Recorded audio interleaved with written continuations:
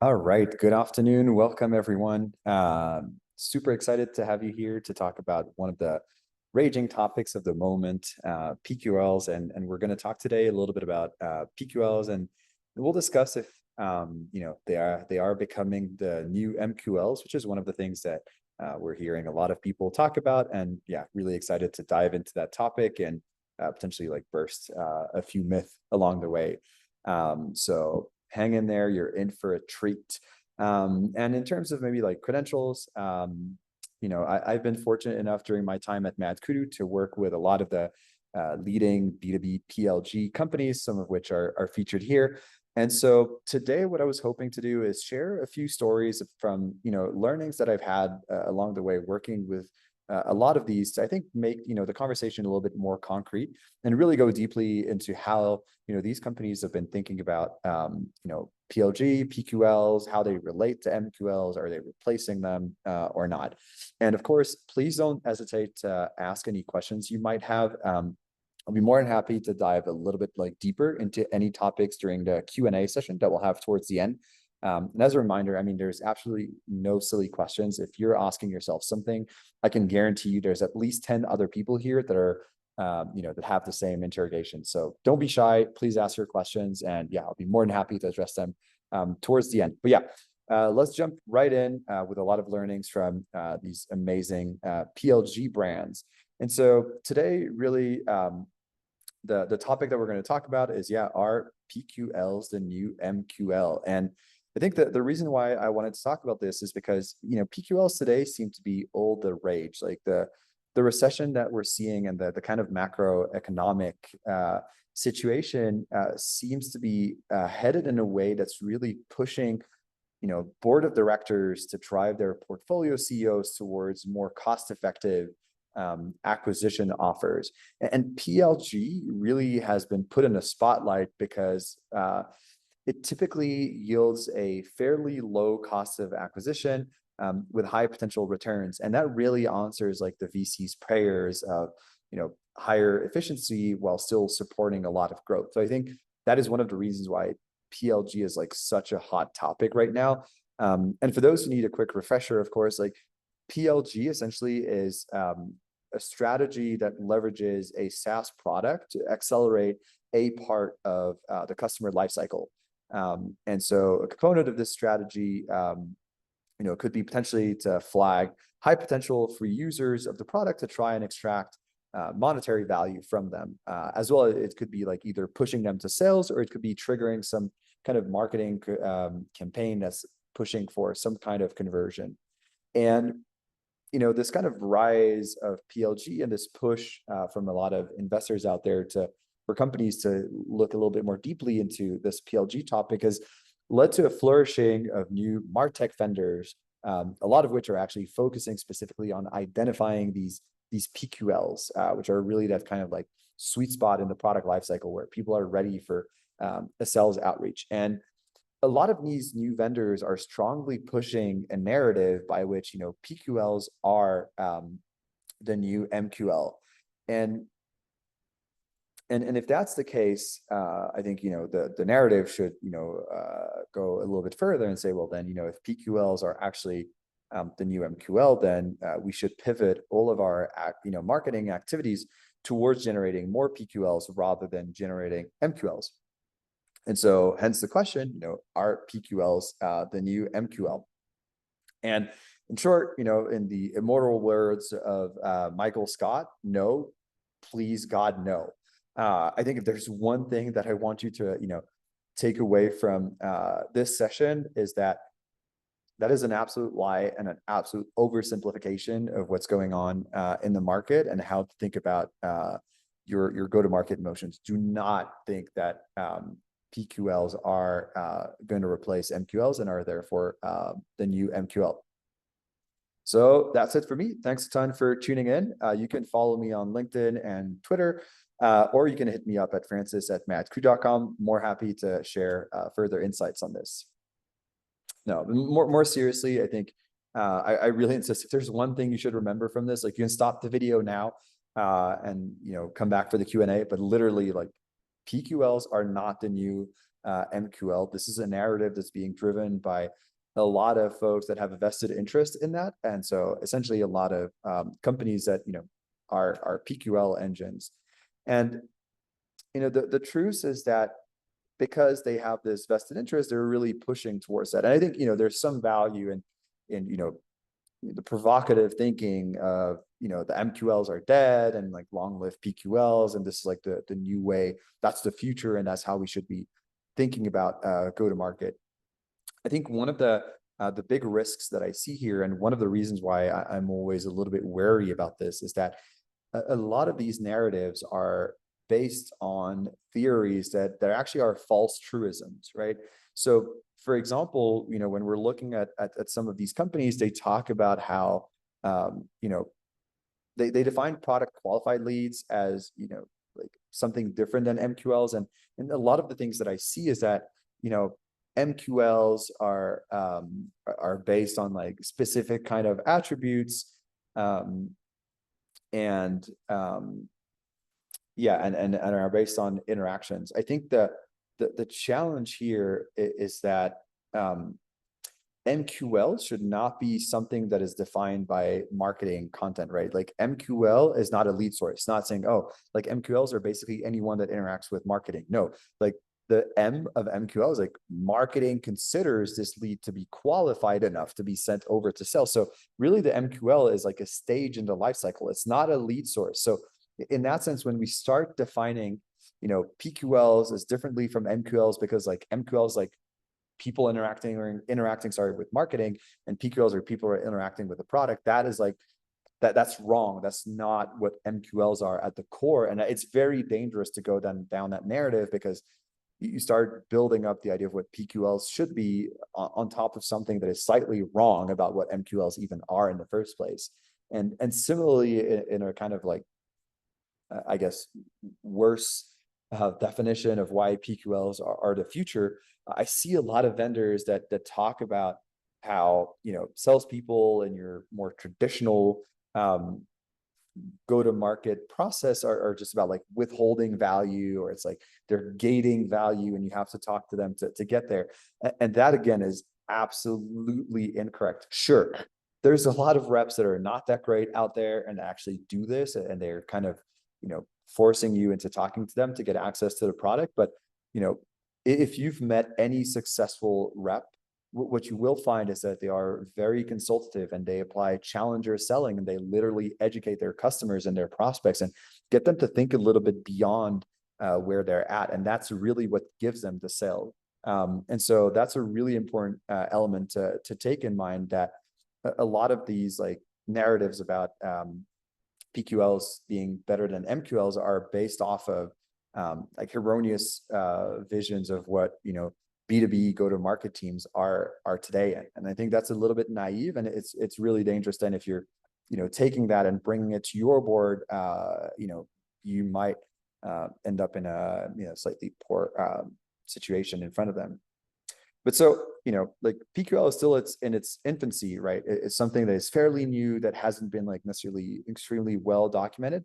And so what I find is that, I often feel like we need to define terms and make sure that we agree on semantics, which is why one of the big things that I believe we should do today is starting with what are MQLs, right? Like, sure, we're going to talk about PQLs, but if we're saying PQLs are the new MQL, let's actually start by defining and reminding ourselves what MQLs are. And what I realize is that a lot of the people that are in marketing today haven't lived through the crystallization of inbound go-to-market terminology that SiriusDecision coined a few years ago. So before we even talk about PQLs, I think it's worth going through a quick reminder of what MQLs are. And at the highest of levels, MQLs were defined and designed as a means of flagging someone ready for a sales touch based on their fit for the product and their inferred intent. And the inferred intent could be based on marketing activities, based on anything that you could get. And so historically, MQLs have really been a great way to measure effectiveness of marketing spend, right? Because you were able to, okay, we're spending X amount of dollars, how many ready for sales leads are we getting out of that? And the idea was to constantly improve that ratio so that you make sure that if you're, constantly spending like $1 million every month to, not just generate leads, but generate leads and warm up leads, like how many MQLs are you getting out of that? Because the MQL was really, okay, we have leads and the marketing spend is like in order to get a bunch of people that are ready to be handed over to sales, because we believe that they're truly ready to have a sales conversation that could lead to an opportunity. And so that's a really important metric. And one of the reasons why MQLs were so prominent, right? Because it allowed for a, fairly good metric of how well are we spending our marketing dollars. And also, this has been like a great, I guess, sales and marketing alignment, or else marketing, as HubSpot used to call it, because one of the things that you could look at is you would say, okay, we have a certain number of MQLs that are being identified by marketing. So marketing, again, saying that these leads are ready for a sales touch. And then sales is either going to accept those leads or reject them. And this SAL to MQL ratio became a metric of alignment, right? It's saying, does sales agree with the fact that these leads are indeed ready for them to reach out to them? And if not, if that ratio goes below a given threshold, now we know that we need to realign our sales and our marketing initiatives to make sure that we're pushing the right kind of people to our sales team. And finally, one of the last elements that one of the last metrics that was built off of this that made a lot of sense is, how many closed $1 do we get out of every MQL? And that becomes a forecasting unit, because now we're able to say, okay, MQLs are fairly up in the funnel, it's fairly early in the life cycle. And we know that typically, one MQL is going to, yield whatever, like $2,000 of revenue.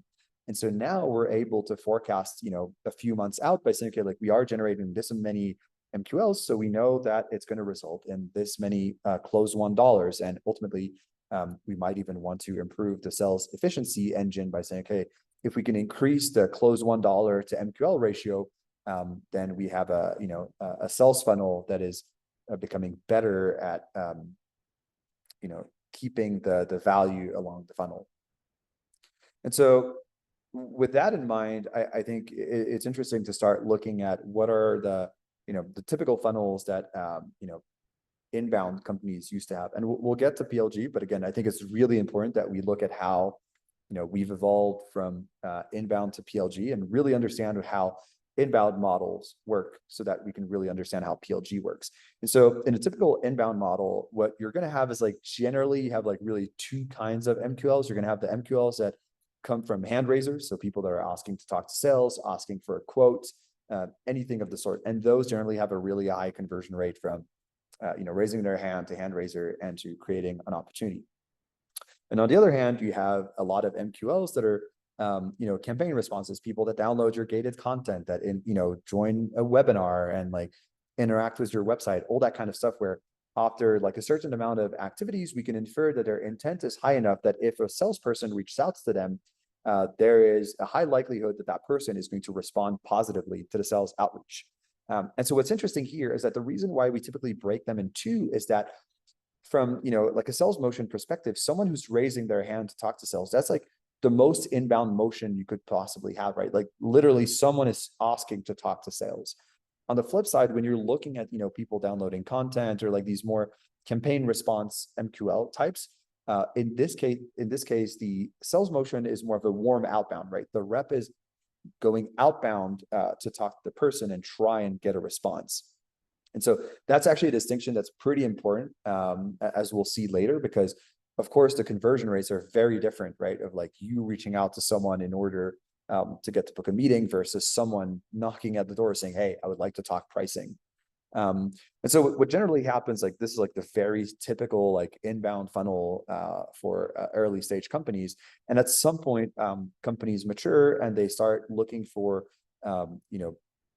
more predictability in the business and the ability to grow beyond what demand gen can generate in terms of pipeline. And that's when they start like really this cold outbound motion. And in that case, it's going to be, flagging a list of accounts that, the team wants to go after.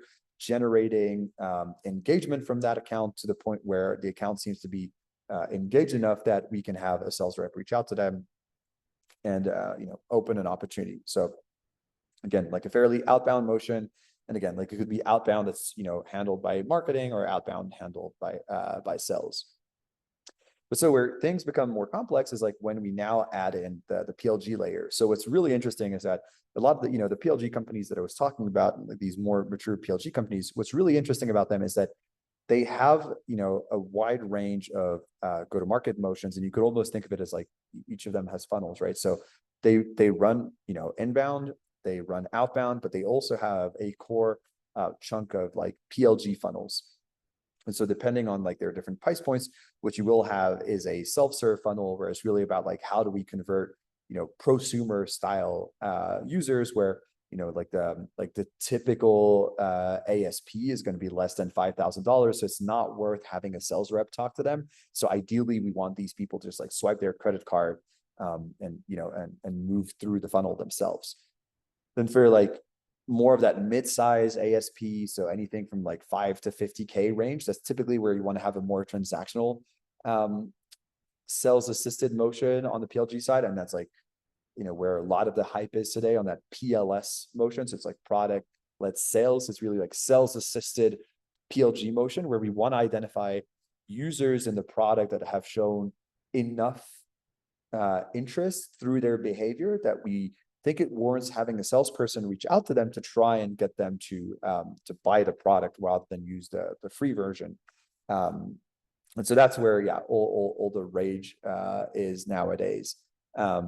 And then a little bit further, I guess in the ASP land, you have more of that bottom up sales motion, where the idea is to either like land a small initial deal, or work on the account to get like more active users within the account to the point where it feels like the account is ready to have an enterprise conversion style conversation.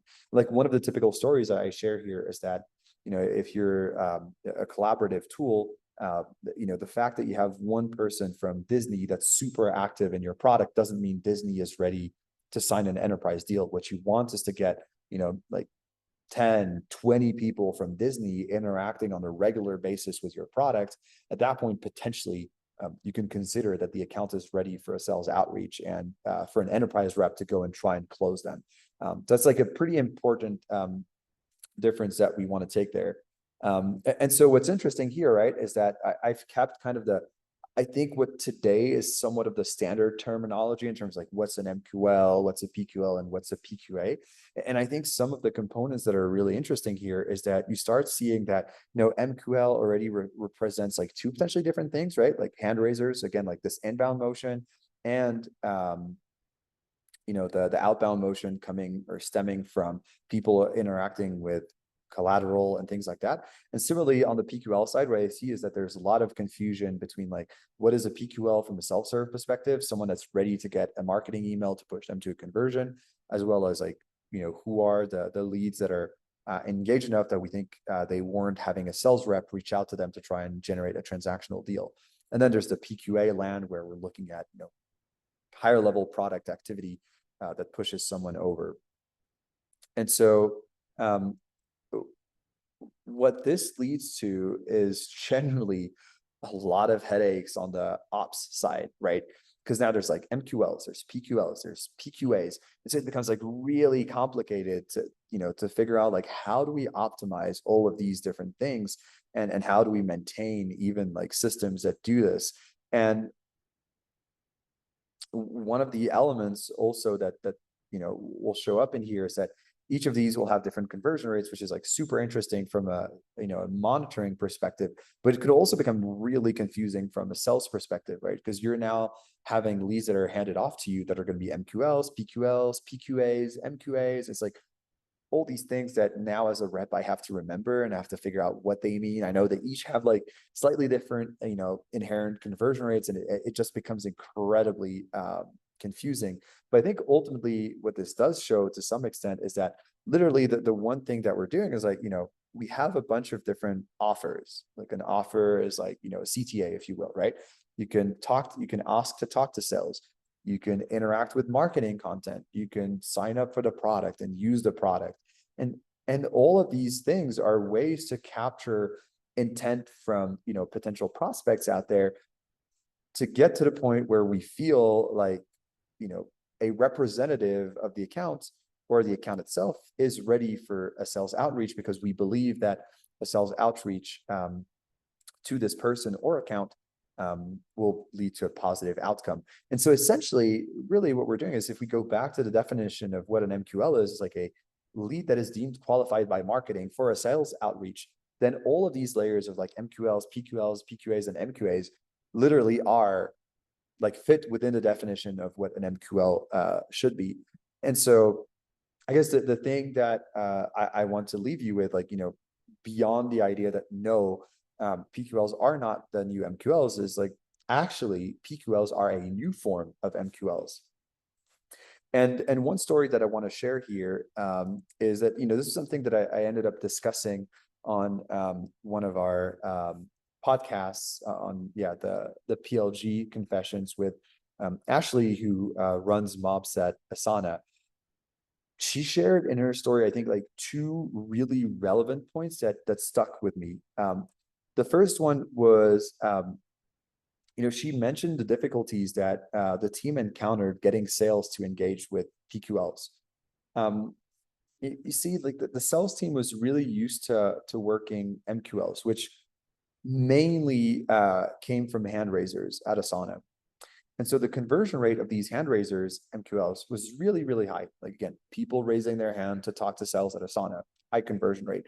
And so when they rolled out PQL, this was the first time that the sales team had to do some form of outbound, right? Because like PQL is like, there's enough engagement with the product that, we think someone from sales should reach out. But so the sales team would be reaching out, but of course it's a much lower conversion rate, because now you're trying to get, someone to respond rather than you're responding to a request to engage. And so the sales team quickly felt like they didn't want to engage with PQLs, right? Because the conversion rate was lower than the MQLs. So they were simply asking the marketing team, hey, why can't we just get more MQLs, right? We don't like PQLs. They convert at a low rate. We want more MQLs. And so I think what was really cool is that what Ashley ended up doing is that she completely just killed the PQL terminology and said, okay, moving forward, everything that's routed to sales is going to be called an MQL. And on the MOP side, we're going to keep track of what was the reason for this lead to be routed to sales. So essentially, was it a hand raiser? Was it an inbound lead that interacted with a lot of content, or was it a product user that reached a given threshold of engagement? And so what was really interesting is that allowed her to report to leadership how these different kind of funnels were performing. And at the same time, it helped, overcome this challenge with adoption from the sales team, because now the sales team was essentially getting, everything was MQLs, and they didn't necessarily have the ability to think of like, oh, like MQLs hand raisers versus MQLs product. Again, like the terminology, to some extent, interestingly, was detrimental to the adoption of PQLs. And so the second interesting fact that she brought up was that when, they were looking at their funnels, and when they were looking at the people that were, being flagged as PQLs, a lot of those folks were also interacting with marketing content, and were actually also MQLing from the standpoint of, strong interaction with the website, joining webinars, looking at documentation. And so essentially what she was saying was that, we tend to represent these funnels of like, like the campaign response MQL and the product user leading to PQL as like two siloed sets of leads and two siloed funnels, but they absolutely aren't. Like, people go from one to the other. Like, people are going to be registering to a webinar, and then they're going to sign up for the product. People signing up for the product are going to register to webinars. And so actually, having this idea of like, we only have like MQLs, made it much easier, because now they didn't have to try and figure out, oh, is this like triggered because of this or because of that? Should we call it differently because it was a product user, so we shouldn't call it an MQL, even though it maybe like got them to be inferred as ready for sales is a bunch of marketing activities, but they're still product users. So you quickly see how like that terminology is detrimental to MOPS efficiency, and to sales adoption. So I thought that was like a really strong story as to why you shouldn't think of like using PQLs as a term, for the sales team. It's maybe something that you can use internally in the MOPS function, or when you're thinking about like how you route things. But ultimately, whatever you route should be a marketing qualified lead. Like marketing deems that this is qualified enough to go to sales. We should stick to that serious decision definition. So moving to another story, or like a similar story, right? But this is like a very, very common story of having these like very different, like different conversion rates, like lower conversion rates on the PQL side that can lead to a lack of adoption from sales. And so this is a story of like something that we worked with Envision on, where what they were seeing is that, like the conversion rates for their MQLs, so hand raisers, were really, really good. And they pretty much maxed out on whatever value they could get from these MQLs. Like they were responding on time, they were like customizing the response and personalizing it, and really good SLAs. And so then they started trying to figure out, like, if we need to route more MQLs to sales, we need to start tapping into the product. And so what was really interesting was that these like PQLs, so the product users that were starting to route to sales, they represented a huge chunk of what was getting routed to sales. So here you can see the red bar is essentially what was being routed to sales from product users, and gray was like the hand raiser MQLs. And then this line here, was the conversion rate for the hand raisers, and this line here was the conversion rate for the PQLs. And so what was really interesting is that, of course, the PQLs had a much lower conversion rate because, again, like you're going outbound, trying to reach out to them. So this idea that like PQLs are going to have a higher conversion rate than your MQLs is like very, very often wrong. And unfortunately, PQLs like typically have, a fairly low conversion rate, or a conversion rate that's like similar to your campaign response style MQLs. But again, because MQLs are generally like a combined definition in a lot of companies, again, for this like hand raisers and campaign response, that's going to push the conversion rate up. So again, it is very typical that PQLs will have a lower conversion rate than your hand raisers, and just another reason to not call them differently, because otherwise you're going to break the trust, and potentially, like, reps are going to start having a disbelief in the fact that they can get any meaningful pipeline and value from product leads. And this is, again, like a very common pitfall to scaling PLG motions that we've seen through and that we've seen with, many of our customers. And yeah, the first one is what I just mentioned a couple of times, right? Like getting meetings with like product leads is difficult, right? Again, you're going outbound, they're already using your product. So you have to figure out what is a value proposition that's strong enough for them to actually pick up the phone and want to talk to you.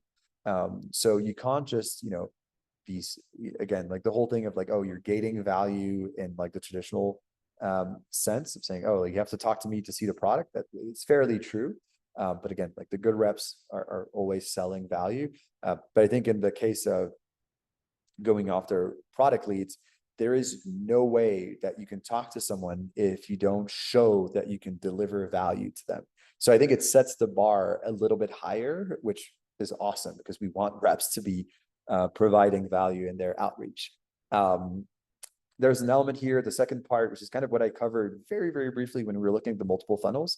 It is really critical that your sales team doesn't go after self-serve leads. And that means if you go for, if your reps are trying to close things that are going to be, that have an ASP of less than, 3K or 5K, the economics are not going to work. And your CAC is going to explode, because now you're deploying reps against these like low LTV leads. And that's just, really, really dangerous. And again, that leads, as I just mentioned, right, to like CAC kind of, exploding if you have reps reach out to those. And so the final, story that I want to share with you when it relates to PQLs also is that and this is more towards the idea that the funnels are, when we think of the funnels as being siloed, is there's this very dangerous conceived idea that, PLG is a very linear model, right? So you have new people who sign up for the product, you help them get value from it. Your customer is now activated. They've reached like the activation metric. Then, you help them achieve recurring value within the product. And now they're like engaged. And now it's about like trying to figure out how to, monetize and like help them convert. And now they're a paying customer and everyone is happy. But it's a little bit more complicated than that. I mean, again, like the objective of models is to simplify reality so that we have a common framework to improve things. And I think this is helpful to get a sense for how we can improve onboarding, where we want to say, okay, like the onboarding has to be valuable enough and frictionless enough that we can get people from signing up to paying. But the journey to get there is often way more complicated because, again, we don't operate in B2C where it's like single user product. We operate in B2B, where very, very frequently we're talking about multiple users within an account and therefore multiple users using the product. And so one of the things that we see very frequently is that, a new user isn't necessarily going to be activated. There are new users that sign up and then start inviting more people. And then those new people that were invited to the instance are going to be the ones that become activated. And we're also going to have sometimes new users that just sign up and actually swipe the credit card. And this is very, very standard and something that we see very frequently, right? So if we take the example of Miro, that was like, talking to us about this, and we worked with them on this. One of the things that they would see is that there's, sometimes there's going to be the manager of a team that's going to sign up and like create a Miro instance and is going to invite all their team members. And then the team members are the ones that actually interact with Miro and go in and like do the work. And the manager isn't necessarily ever going to be active in the product. And so this isn't a failure per se, right? We don't need necessarily that initial sign up to go all the way to becoming a paying customer. If that person now invites a bunch of users and those users activate and become engaged customers, that's good enough. And the other story that they would see pretty frequently is that there would be a bunch of people using the product and very happy, and like someone would get invited and that person would be the one swiping the credit card.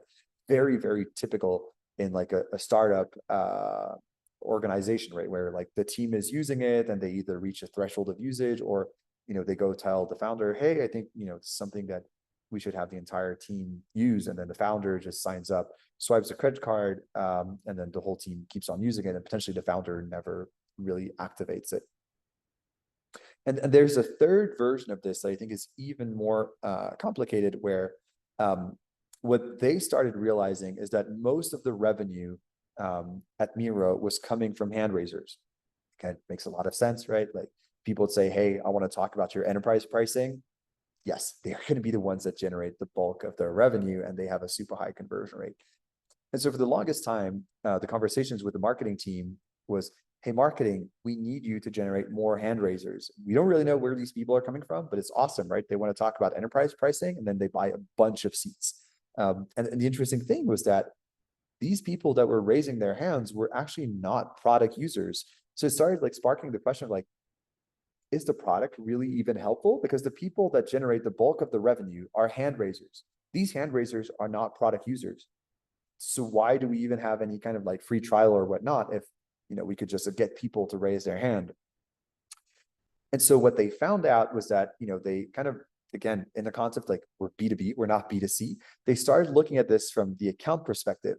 And what they realized was that, yes, the person who was raising their hand was not a product user, but they were a bunch of people using the product within that organization.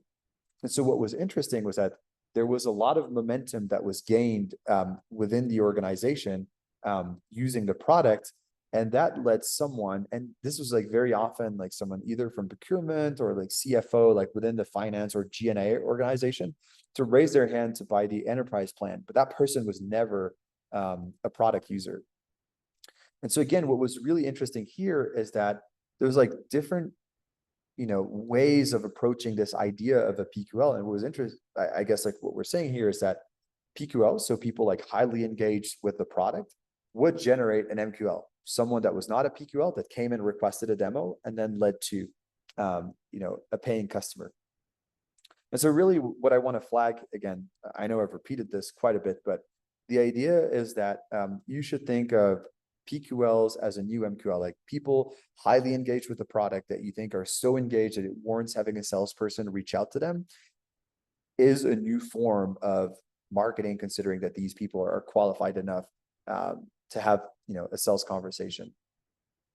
And so I think at the end of the day, there's a lot of noise out there. As I said, there are vendors that have a vested interest in you thinking that PQLs are the new hot thing, that you should buy a like PQL engine, and that like PQL is the future. And ultimately, I think I'll use this like quote from Dave Gerard, which if you don't know, he was like one of the first marketers at Drift and really helped them with the brand there. And I think for the longest time, he was like, pushing against things like lead scoring and things like that, because his point was that at the end of the day, like, forget about all the acronyms, forget about all these like complex concepts, because you can easily get lost in them. It gets so confusing of like, oh, PQLs, MQAs, SQLs, SALs, like all of that stuff. And ultimately what you should think about is like, what is the customer journey? Like how do we want people to engage with our brand to get them to the point where they're ready to have a meaningful monetary conversation?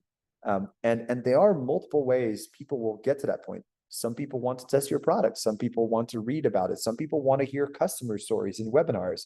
And it's really important that you embrace that kind of like first principle approach of saying, like, at the end of the day, as marketers, what we need to do is understand what the customer journey is and figure out how do we make that customer journey frictionless. And then there's different places where we can optimize. But the whole things of like MQLs and all that stuff, they're supposed to be a way to help us, think and align the organization. And like, they're a measurement tool. They're nothing more than that. And so at the end of the day, it's really like design that customer journey, figure out what the milestones are, and then identifying those milestones should be a measurement tool and nothing more. So hopefully this was helpful, and will help you figure out how to get your PLG motion going, and hopefully it just makes it a little bit simpler, and you don't have to go into like buying a bunch of tools and like thinking about like all these different triggers and whatnot. And we spend a lot of time doing this. Like, as I mentioned, right, I've been fortunate enough to work with a couple hundred B2B PLG companies, and I've seen companies like MongoDB go from like being a pure like enterprise company to embracing PLG, and what that change meant, and like how they went through this. And so we've put a lot of thought into this, and we've documented a lot of this. So if you want to learn more, I'd highly recommend you hit us up on Madkudu. Like, we have a ton of content that you can download and interact with. We have podcasts where we get awesome PLG companies to talk about their struggles, how they overcame it, and what they've done. And you can also like reach out to have a conversation with us. We're always more than happy to have those conversations and dive a little bit deeper into the world of PLG. So that's it for me. It was a pleasure having you. We'll jump into the Q&A. So please don't be shy. As I said, if you have a question, I can guarantee a lot of people are asking themselves the same question. So yeah, let's jump into Q&A, and thanks again for listening. And yeah, I look forward to hearing from all of you folks.